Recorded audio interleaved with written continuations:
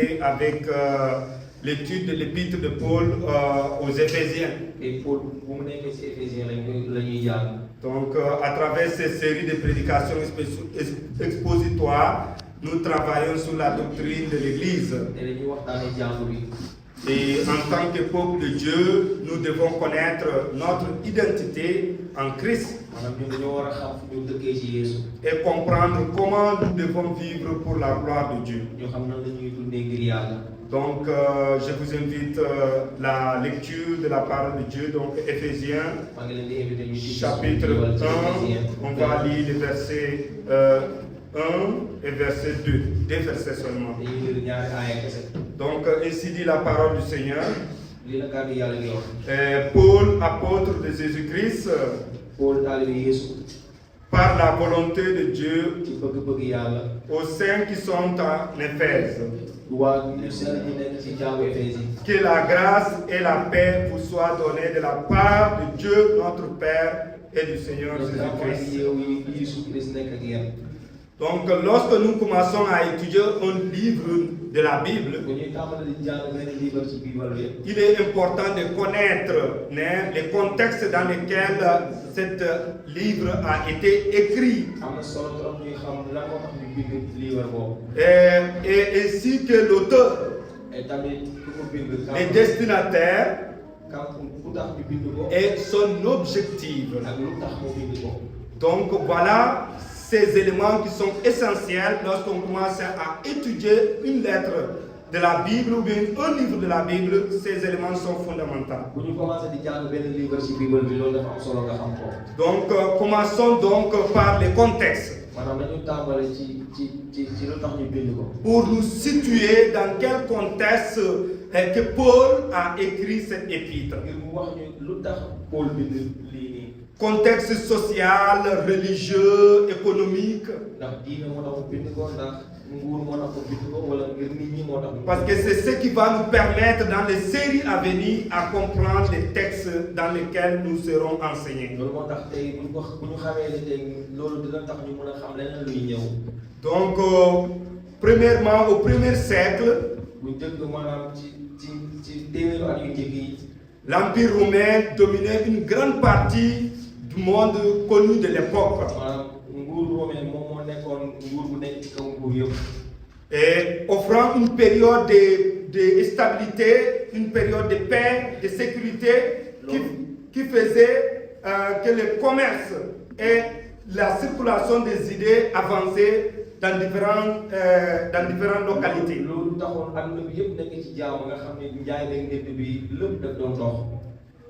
Dans ce contexte, Éphèse, la ville d'Éphèse se distinguait comme l'une des principales villes de l'Asie mineure.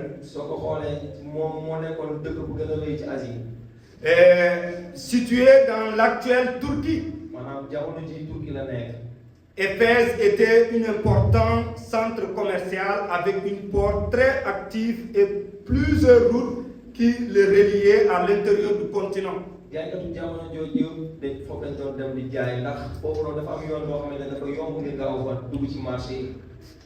Le temple de la déesse Diana, également appelé d'Artémis, attirait des personnes et de nombreuses régions. Donc la ville d'Éphèse était marquée par une forte idolâtrie et des pratiques spirituelles païennes comme la sorcellerie et aussi la divination.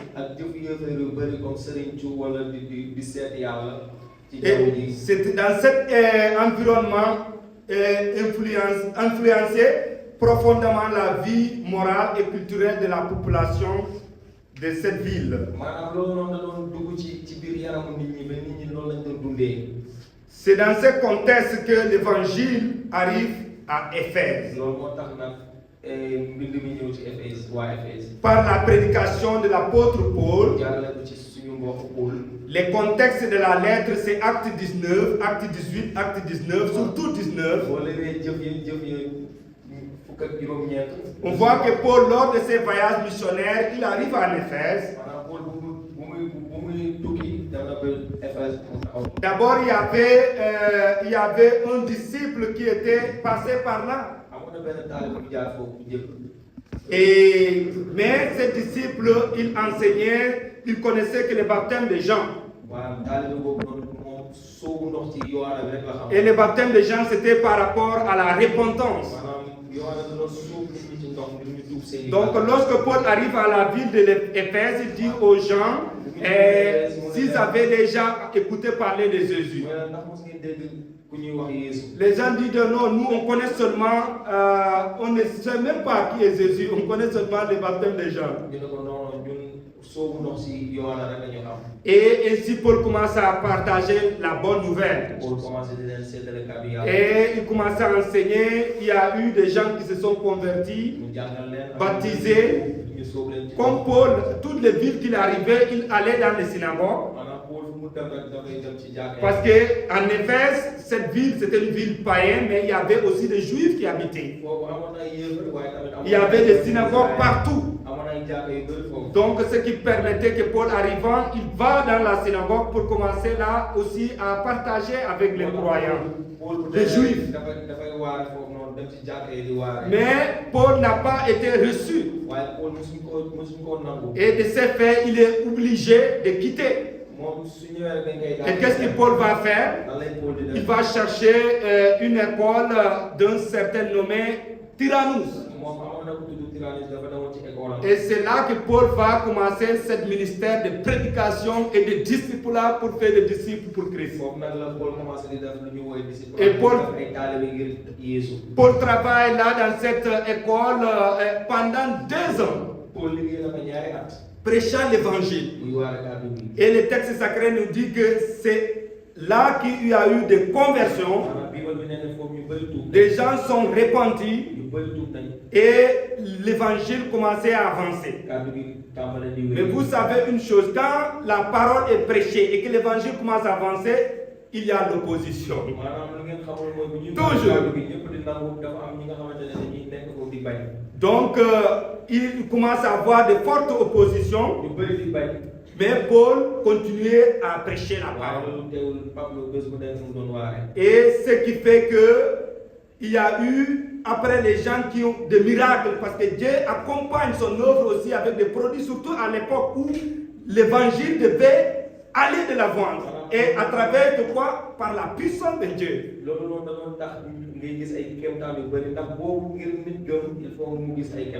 Et ce qui, Paul, beaucoup de miracles se sont faits dans la ville. Et des gens se sont commencés à tourner vers Jésus. Parce que Paul prêchait Jésus le roi. Jésus, c'est lui le seul roi. Dans cette ville idolâtre, Paul présentait Jésus un roi qui est le vrai roi. Et il y a eu un éveil dans la ville d'Éphèse. Beaucoup de gens qui travaillaient avec cette déesse Artémis fabriquaient des idoles pour faire les commerces, vendre, faire de l'argent dans cette ville. Dans Éphèse 19, le texte sacré nous dit que les gens ont apporté leurs livres.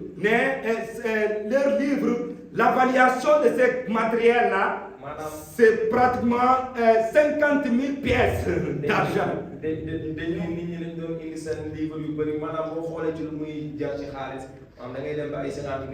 Et ces livres-là ont été brûlés. Parce que quand Jésus entre dans une vie, il y a une transformation, il y a un changement, il y a la repentance, il y a l'abandon du vieil homme, de vieille vie, du péché, pour suivre la vraie vie qui est Jésus-Christ. Et c'est cela qui arrive dans cette ville-là. Mais l'opposition continue à s'opposer. Parce que les gens se sont sentis que Paul menaçait leurs activités économiques. Certains se sont convertis, il y a cette réveil. Mais il y a certains qui sont opposés catégoriquement pour dire que Paul était la menace Parce que il est en train de faire pour que les gens abandonnent l'idolâtrie et ainsi il n'y a pas de l'argent. Les gens ne vont plus acheter des matériels vendus des images, des idoles. Et voilà, c'est comme ça que l'église d'Éphèse a été plantée dans cette ambiance hostile de mélange de beaucoup d'idolâtrie, de divination et d'autres pratiques. Mais l'évangile est quand même arrivé parce que la ville d'Éphèse était une ville stratégique.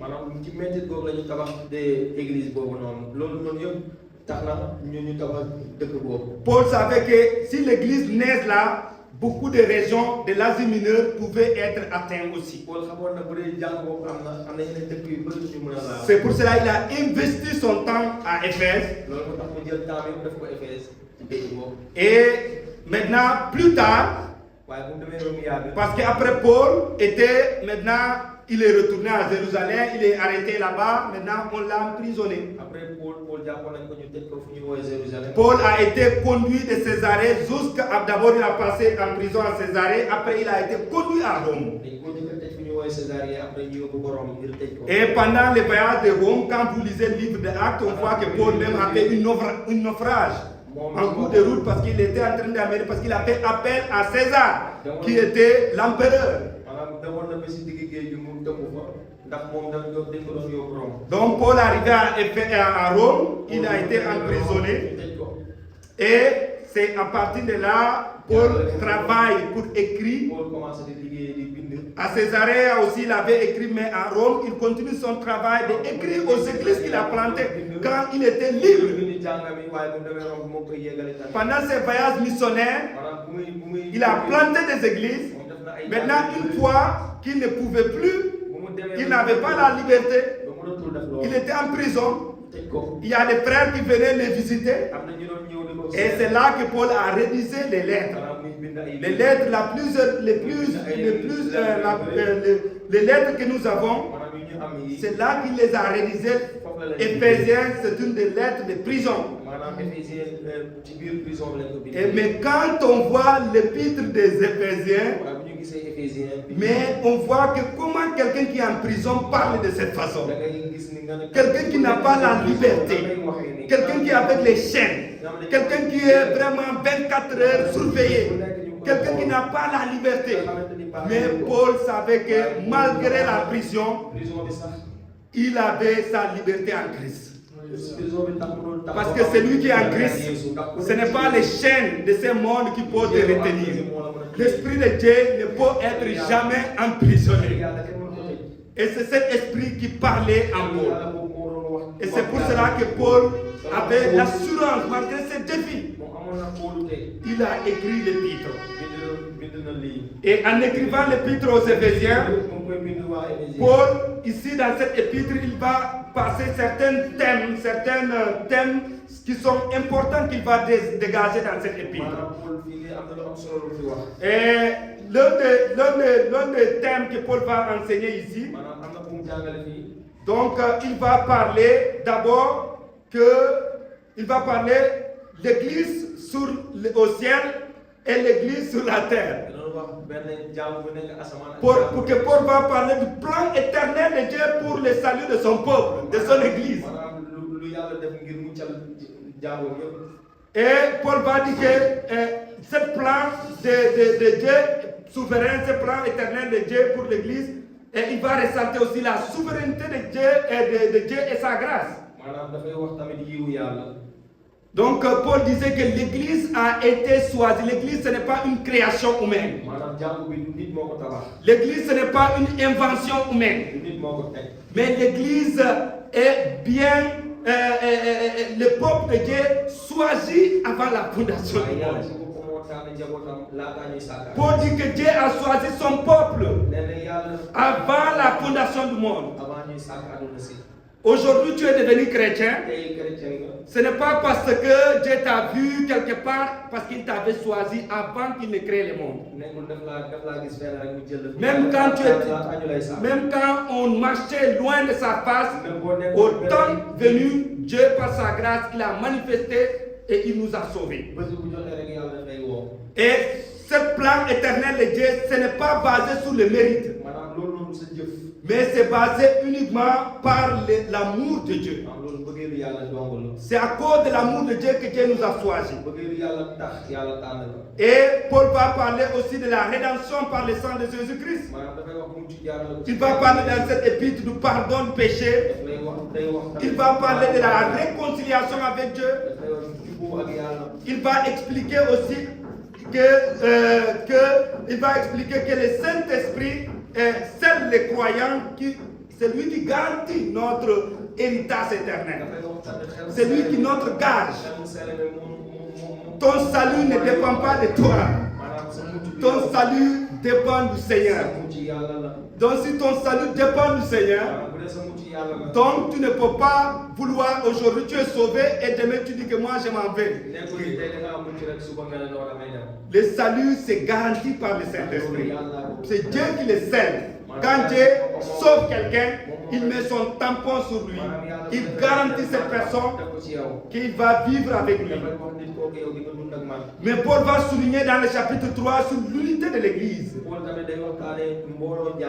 En parlant de l'unité, Paul va dire que va montrer que les Juifs et les païens maintenant sont un seul peuple en Jésus-Christ.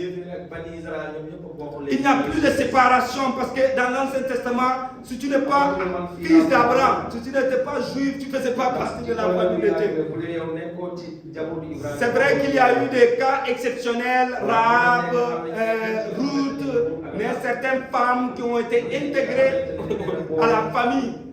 Mais ce n'était pas tout le monde qui avait ce privilège. Même si le plan de Dieu c'était dans l'avenir, réunir les païens et les juifs. Mais dans le temps de l'Ancien Testament, il n'y avait pas ce privilège.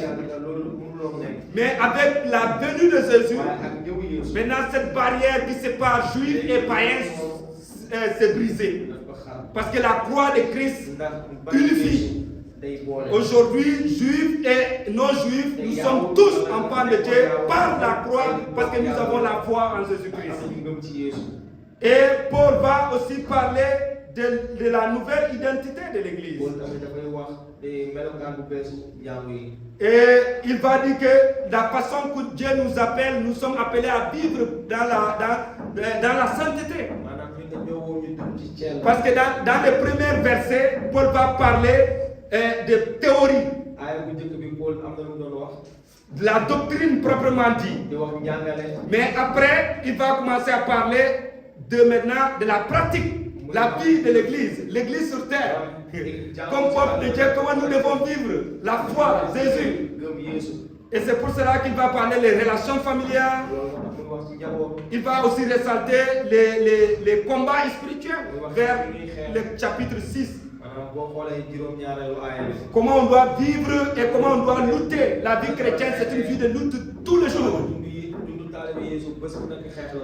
Donc voilà quelques buts de cette lettre que Paul va ressortir, quelques thèmes que Paul dégage dans cette épître.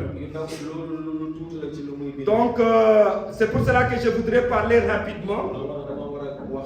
Et à la lumière de cette deux versets que nous avons lus, des textes en guise de cette introduction, donc dans les versets 2 et 1, versets 1 et 2 du chapitre 1, donc nous allons parler de l'Église comme une communauté appelée par Dieu. Et nous allons voir aussi l'Église comme une communauté sanctifiée en Christ. Et nous allons aussi enfin parler de l'Église comme une communauté qui vit la grâce et la paix. Donc d'abord commençons premièrement l'Église comme une communauté appelée par Dieu. Dans le verset 1 de Éphésiens, chapitre 1, Paul dit ceci: Paul, apôtre de Jésus-Christ par la volonté de Dieu. Donc ici, Paul commence par parler de lui-même, c'est-à-dire de son appel.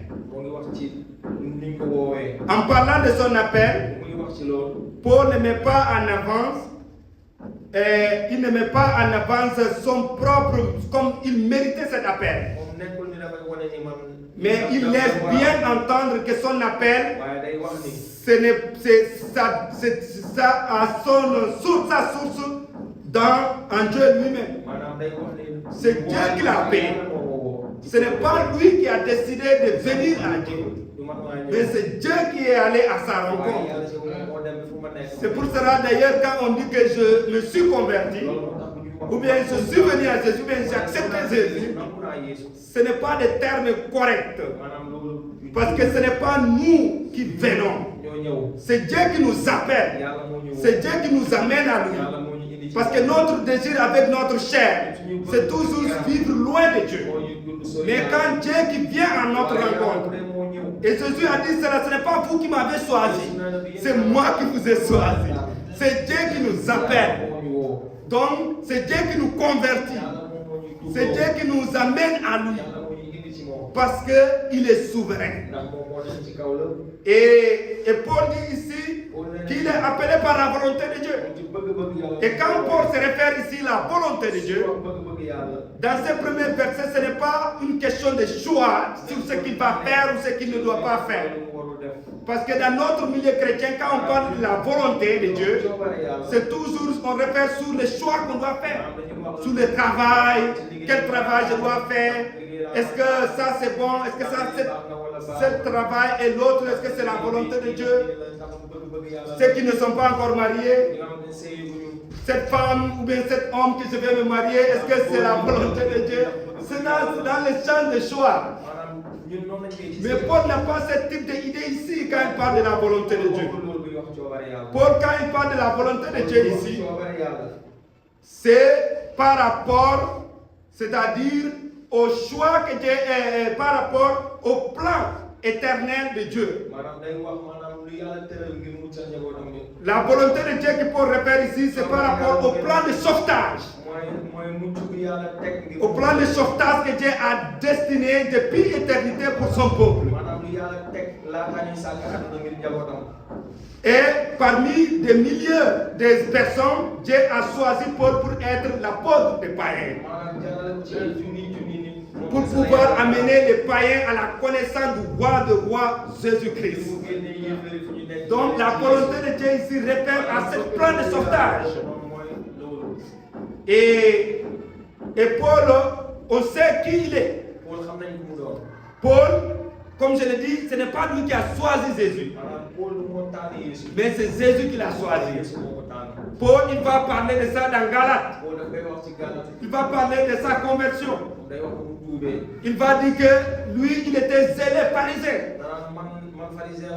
Il aimait sa religion, la tradition de ses ancêtres. Et il défendait ça avec au chaud. Donc, et c'est dans cette lutte-là, son combat, de défendre le judaïsme, les traditions de ses ancêtres, et participant même au martyre des croyants, à la mort d'Étienne dans Actes chapitre 7. Parce que ceux qui ont lapidé Étienne, ils ont laissé leurs habits dans les bras de Paul. Et Paul persécutait l'église. Il partait de côté à côté, de ville en ville. C'est dans le chemin de Damas, c'est là que Jésus va l'appeler pour dire Paul, tu me persécutes. Tu me persécutes. Pourquoi me persécutes? Parce que Jésus se voit à son peuple. C'est lui qui persécute l'enfant de Dieu, tu persécutes Jésus. C'est lui qui touche à un disciple de Jésus, ce n'est pas à la personne seule que tu touches, mais tu touches à Dieu. Et c'est ce que Jésus a dit à Paul. Et Jésus a dit, Paul, tu me persécutes. Et c'est là la fiche de Paul tombe. Paul va découvrir quelque chose qu'il n'avait jamais imaginé. Il va passer de persécuteur à l'évangéliste d'abord.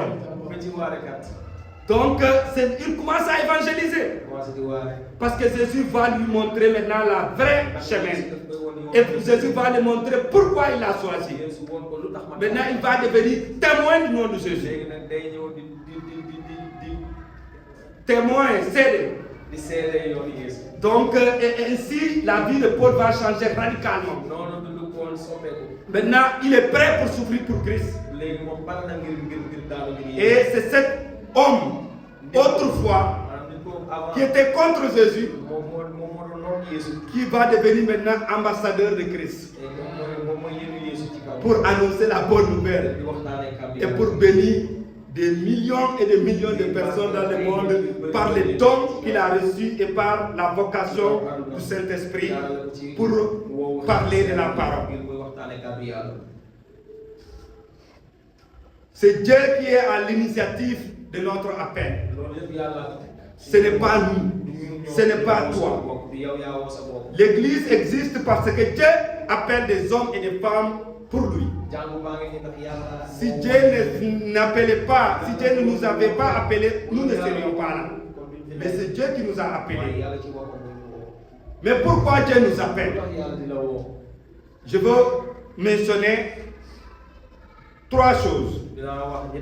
D'abord, Dieu nous appelle, premièrement, pour appartenir à un peuple. Et ce peuple, c'est son Église. Nous tous, on vivait dans on appartenait à un autre peuple qui n'était pas l'Église. Mais Dieu nous appelle pour maintenant nous dire: tu fais partie de ma famille. Tu ne faisais pas partie de mon peuple, mais maintenant tu fais partie de ma famille. Paul ne faisait pas partie de la famille de Dieu. Il était disons comme ça, il était judaïsant.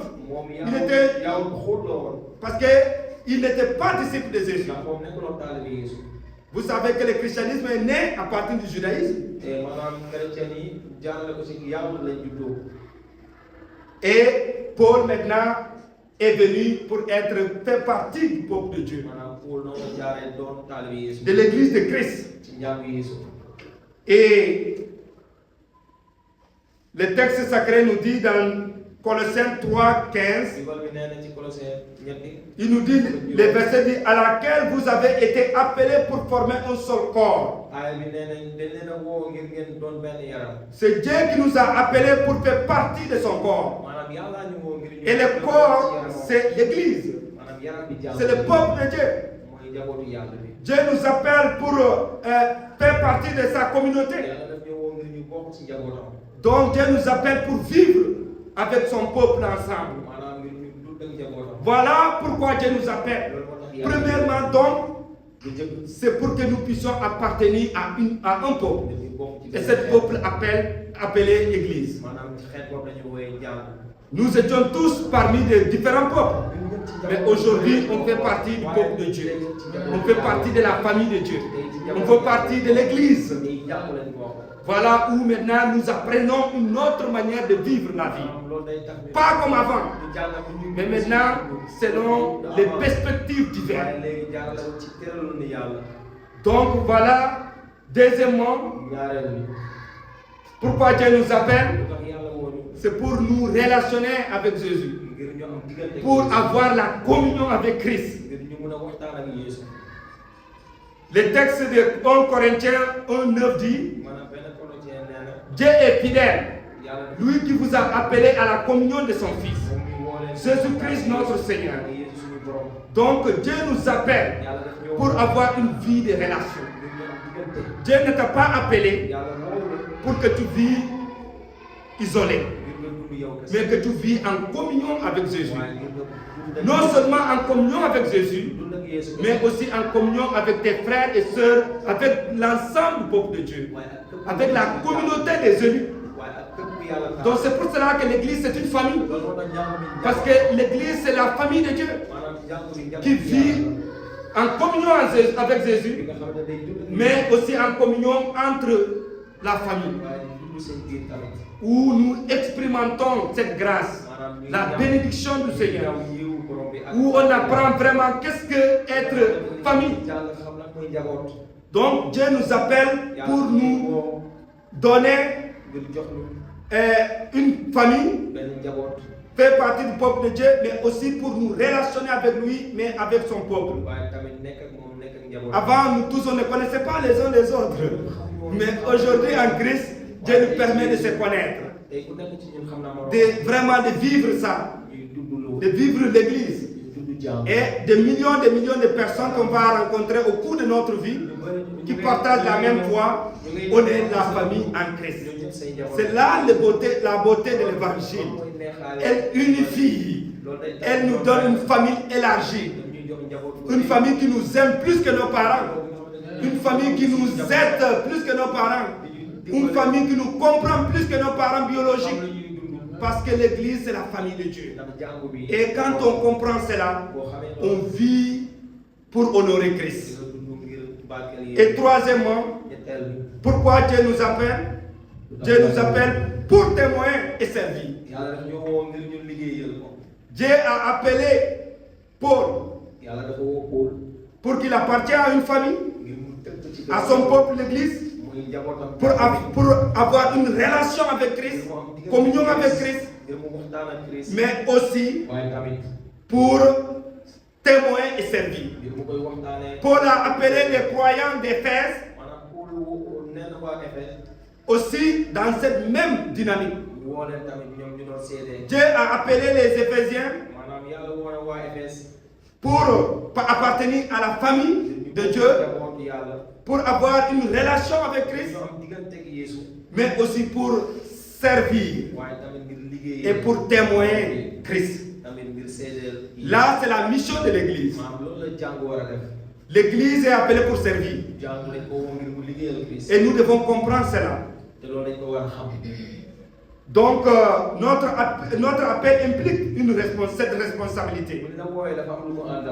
Dans 1 Pierre 2,9, il dit ceci: afin que vous annonciez la vertu de celui qui vous a appelé. Dieu nous appelle pour annoncer l'évangile. Dieu nous appelle pour servir. Tu ne peux pas être disciple appelé et tu ne témoignes pas. Tu ne peux pas être un disciple appelé et tu ne sers pas. Sinon, quelle est ton utilité? Les corps que tu fais, les corps que tu formes, qu'est-ce que tu sers? On sait que les corps, chaque membre a son utilité. Chaque membre a sa fonction. Chaque membre sert les autres. La main sert la bouche. Les pieds servent tout le reste du corps. Donc, les yeux servent tout le reste du corps. Les yeux me permettent de voir. Les yeux permettent que quand je marche là, que mon pied ne heurte pas. Que je ne heurte pas et je me blesse. Voilà l'utilité. Chaque membre doit servir les autres. Et c'est comme ça que Dieu a formé l'Église. L'Église est une communauté appelée pour servir, pour témoigner. On ne peut pas vivre, rester dans notre coin. Si vous ne témoignez pas, si vous ne servez pas, alors priez. Priez à Dieu de travailler encore dans votre vie. Parce que vous n'avez pas encore compris pourquoi Dieu vous a appelé. Dieu vous appelle de servir. Personne ne doit pas rester au sein de la communauté avec les bras croisés. Dieu ne nous a pas appelés pour être des spectateurs, mais pour être des gens actifs dans l'avancement de son nom, pour la glorification de son nom. Parce que quand l'évangile est prêché, Dieu va sauver des vies. Et si Dieu sauve des vies, son nom est glorifié. C'est ça en réalité. Quand Paul a prêché l'évangile aux Éphésiens, la conversion qu'il a eue, les gens ont tourné vers Dieu. Mais qu'est-ce qui s'est passé? Mais ces gens-là sont été intégrés à la famille. Maintenant, ils louent Dieu. Pas plus de idoles, pas plus de divinités. Maintenant, pas plus d'Artémis, pas plus de la déesse Diana. C'est Dieu maintenant qui est leur Seigneur. Ils se lèvent, ils prient, ils travaillent, ils louent. Ils font tout pour glorifier le nom du Seigneur. Voilà ce que le Seigneur fait. Quand une église, quand on sert, quand on témoigne, le nom du Seigneur sera glorifié. Et voilà, c'est ça. Dieu veut que nous soyons des témoins fidèles. Et deuxièmement, l'église est une communauté sanctifiée. Et le texte nous dit aux saints et fidèles en Jésus-Christ qui sont à Éphèse. C'est dans ces versets, Paul nous parle de l'église. Il appelle les fidèles à Éphèse des saints et fidèles. Le mot saint ne veut pas dire sans péché. Quelqu'un qui n'a jamais commis de faute. Le mot saint dans ce texte veut dire simplement séparé. Le mot saint ici ne veut pas dire des saints canonisés, comme l'église des catholiques font. Ici, c'est le peuple lavé et sanctifié que Dieu a mis à part pour lui appartenir, pour lui adorer, pour lui servir et pour lui glorifier. Donc nous sommes un peuple saint. Nous sommes un peuple mis à part pour honorer Dieu, mis à part pour glorifier Dieu, mis à part pour servir, mis à part pour avoir la communion avec Christ. Comme Paul le dit dans 1 Thessaloniciens 4, 7, il dit car Dieu ne vous a pas appelé à l'impureté, mais à la sanctification. Dieu nous appelle. Nous sommes une communauté qui est sanctifiée par l'œuvre de Christ à la croix. Mais aussi, nous sommes un peuple appelé pour devenir saint. C'est-à-dire vivre selon les principes de Dieu. Marcher dans la vérité. Marcher dans la lumière. Marcher dans la crainte. Marcher en honorant Dieu.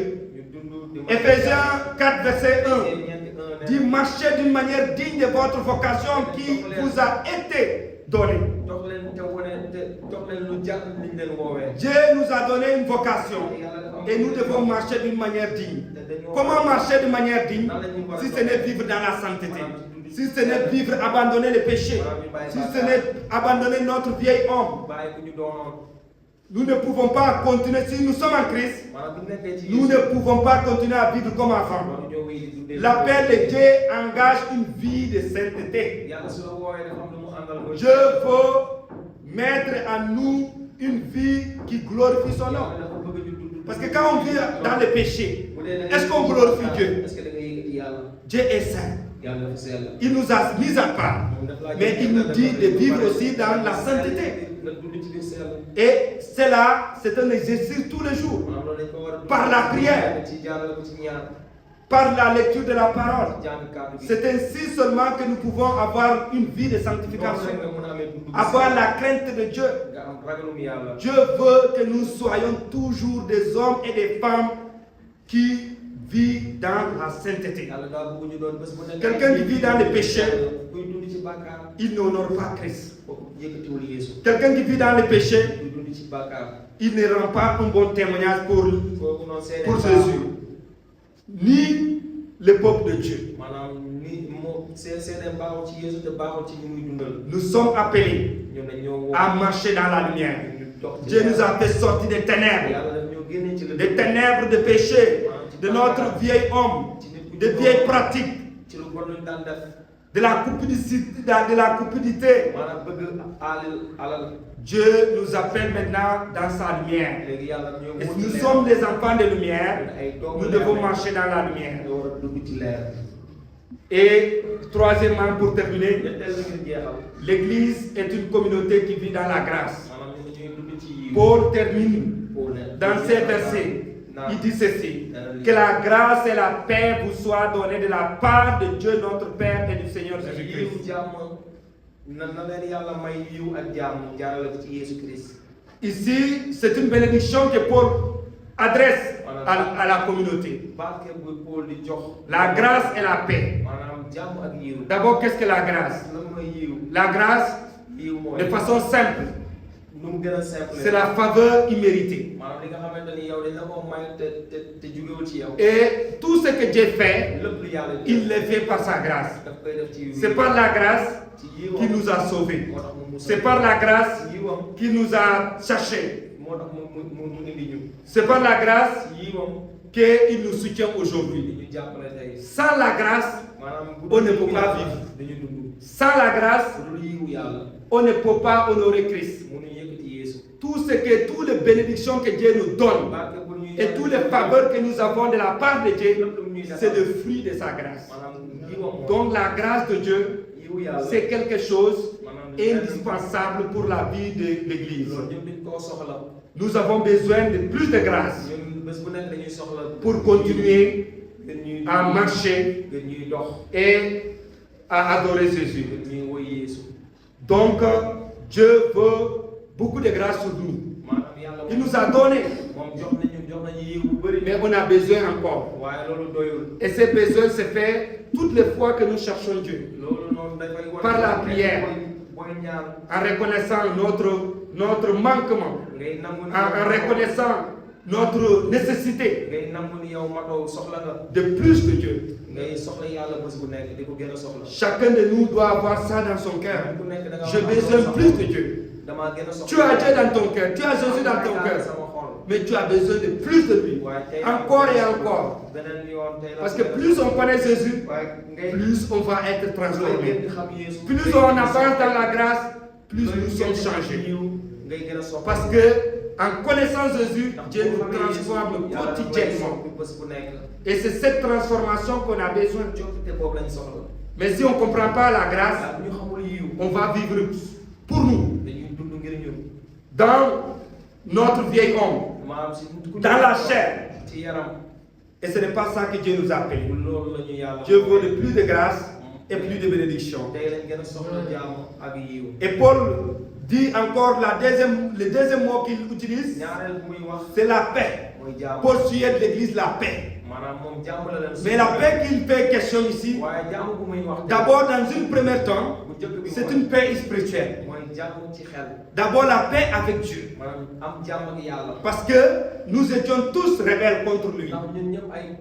C'est par la croix de Christ que nous avons la paix avec Dieu. C'est la croix de Christ qui nous proportionne la paix. Parce que nous étions ennemis de Dieu. Mais quand Dieu nous a appelés, et Dieu nous a sauvés par la croix de Christ. Quand Jésus s'est donné à la croix, son sang s'est versé, c'est là que nous avons été réconciliés. Et maintenant donc, dans ces plans, nous avons la paix avec Dieu. Et c'est cette paix-là qui nous permet de vivre. Sans la paix avec Dieu, on n'avance pas. On voit des gens qui se réveillent, mais ils n'ont pas la paix. Ils ont tout, mais ils n'ont pas la paix. Parce qu'il leur manque quelque chose. La paix de Dieu, même si on n'a rien, on va être en forme. Parce qu'on sait que nos péchés sont pardonnés. Nous avons la vie éternelle. Donc c'est cette paix-là que Paul souhaite de l'Église. Parce que cette paix qui nous permet de vivre aussi la paix dans le monde. Mais si on a la paix avec Dieu, on va vivre dans la paix dans le monde. Mais Paul aussi en parle de cette paix spirituelle, mais il faut aussi une paix au sein de l'Église. Parce que l'Église doit vivre en paix entre les frères. Il y a souvent des conflits, des problèmes. Et tout ça, si il n'y a pas l'esprit de pardon et de réconciliation, on ne peut pas vivre dans la paix. Une église qui ne vit pas dans la paix, c'est un champ où l'ennemi peut à tout moment détruire. On donne l'espace. Il faut la paix.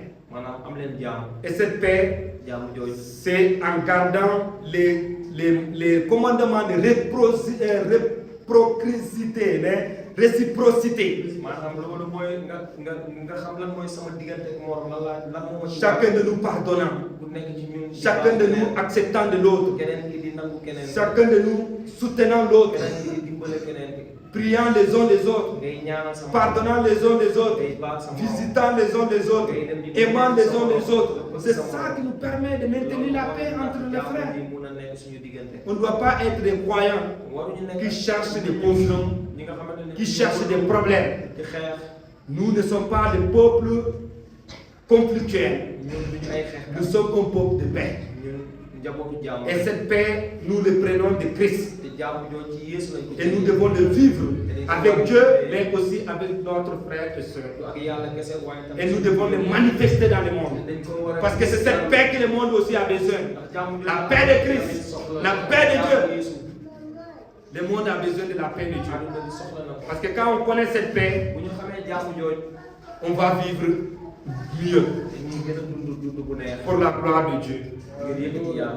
Et Paul laisse bien dire que la grâce et la paix, ça prend sa source en Dieu. C'est pour cela qu'il dit, que cette paix et grâce viennent de Dieu le Père, de notre Seigneur Jésus-Christ. C'est Dieu le Père de notre Seigneur Jésus-Christ. C'est lui qui nous accorde cette paix-là. Elle vient de Dieu lui-même.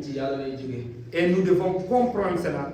Parce que si on cherche la grâce par nos efforts, si on cherche la paix par nos propres efforts, on ne va nulle part. On ne va pas l'obtenir. Il faut que nous comprenions d'abord que cette paix et cette grâce, ça prend sa source en Dieu. Et nous devons les chercher dans les bons endroits. Et ces endroits, c'est Dieu lui-même. Dans notre communion, dans la lecture, dans la dédication, dans les Saintes Écritures. Et d'ailleurs, c'est de ce thème-là que Paul va développer au long de toute cette lettre. Il va parler de grâce, salut par la grâce, mais sauvé par la grâce, dans le chapitre 2. Et il va parler de la paix, juif et gentil, païen, réconcilié par la croix. Il y a la paix. Donc vous voyez, donc tout ça que Paul va passer pour nous soutenir. Donc que Dieu nous aide. À savoir que Dieu nous bénit et nous aide à comprendre tout d'abord que nous sommes une communauté appelée par Dieu. Et deuxièmement, que nous sommes une église sanctifiée en Christ. Et troisièmement, nous sommes une église, une communauté qui vit dans la grâce et dans la paix. Et cette paix et grâce a comme source Dieu le Père. C'est en lui que nous avons cela. Et que Dieu nous bénisse. On va prier.